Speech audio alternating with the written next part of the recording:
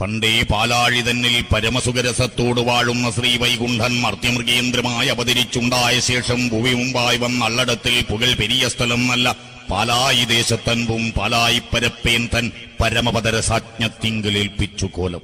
സാക്ഷാൽ വിഷ്ണുമൂർത്തി എന്നുടയ കണ്ണനക്കൊന്ന കുറുവാടനെ കണ്ടുപിടിച്ചു ഞാൻ കൊന്നുയിരടക്കുവേൻ വണ്ണം മുടിക്കണമെന്നു പരദേവത. പാലമ്പായി കണ്ണനെ കദളിക്കുളത്തിന്റെ കൽപ്പടവിലിട്ട് നിഷ്കരുണം കൊല ചെയ്ത കുറുവാട്ടുകുറുപ്പിന്റെ തറവാട് ചെമ്മണ്ണും തീപ്പുകയുമാക്കിയ ലോകനാഥനാണ് വിഷ്ണുമൂർത്തി.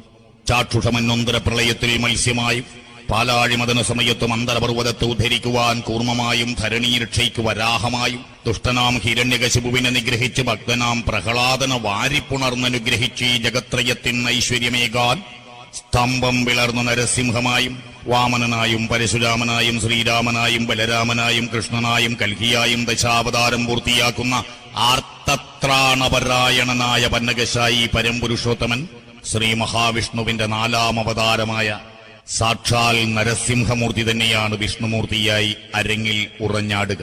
അംഗത്തിനും പടക്കും കൂട്ടത്തിനും കുറിക്കും നായാട്ടുകാര്യത്തിനും നരിവിളിക്കും തുണയിലുള്ളുന്ന ദേവൻ കൂടിയാണ് ശ്രീ വിഷ്ണുമൂർത്തി.